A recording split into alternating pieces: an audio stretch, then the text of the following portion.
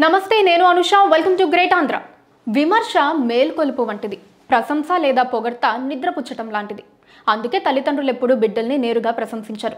తమ బిడ్డలు ఘనత సాధిస్తే లోకం ప్రశంసిస్తే తల్లిదండ్రులు మనసులోనే సంతోషిస్తారు. విపరీత పొగడ్తలు మనిషిని చెడగొడతాయి. ప్రస్తుతం మంత్రి, టీడీపీ భవిష్యత్తు రథసారథి నారా లోకేష్ పొగడ్త అనే ప్రమాదం నీడలో రాజకీయ ప్రస్థానం సాగిస్తున్నారు.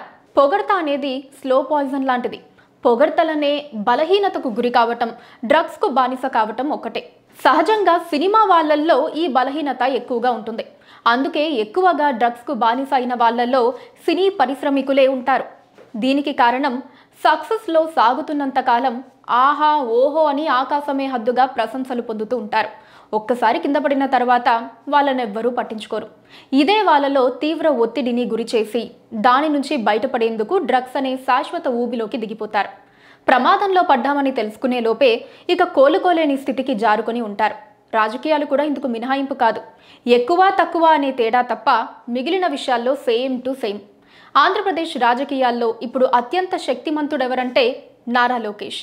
ముఖ్యమంత్రి చంద్రబాబుకు రాజకీయ వారసుడు కావటమే ఇందుకు కారణం.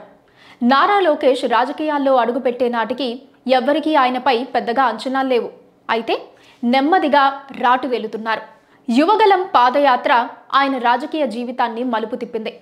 కుప్పం నుంచి చేపట్టిన సుదీర్ఘ పాదయాత్ర నాడు వైసీపీ ప్రభుత్వం అవలంబించిన అప్రజాస్వామిక విధానాలు యువ నాయకుడి క్రేజ్ను మరింత పెంచాయి. కూటమి అధికారంలోకి రావటానికి లోకేష్ పాదయాత్రే కారణమనే నినాదం ఇటీవల కాలంలో క్రమంగా పెరుగుతోంది. ప్రస్తుతం మహానాడు నేపథ్యంలో లోకేష్కు పార్టీ పగ్గాలు అప్పగించాలనే డిమాండ్స్ టీడీపీ వర్గాల నుంచి వెల్లువెత్తుతున్నాయి. లోకేష్కు పార్టీ పరంగా పట్టాభిషేకం చేయటం అంటే ఆ తర్వాత మజిలీ సీఎం అభ్యర్థిగా తెరపైకి తేవటమే.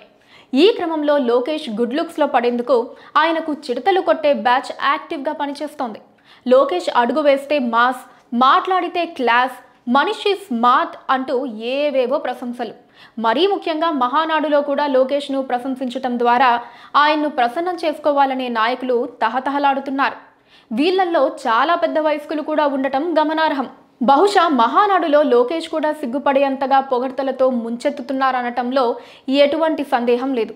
వీటితో జీవితంలో అన్నీ సాధించేశాననే అహంభావాన్ని తనలో చొరబడకుండా లోకేష్ జాగ్రత్తలు తీసుకోవాలి. విమర్శకు మించిన మిత్రుడు, ప్రశంసకు మించిన శత్రువు లేరని లోకేష్ గ్రహించి ముందడుగు వేస్తేనే భవిష్యత్తు. మరీ ముఖ్యంగా పొగడ్తలన్నీ తన అధికారానికి తప్ప వ్యక్తిగతంగా తనకు కాదని లోకేష్ గుర్తిస్తే ఆయనకు తిరుగుండదు. వేటిని ఎలా తీసుకోవాలనేది లోకేష్ వివేకంపై ఆధారపడి ఉంటుంది.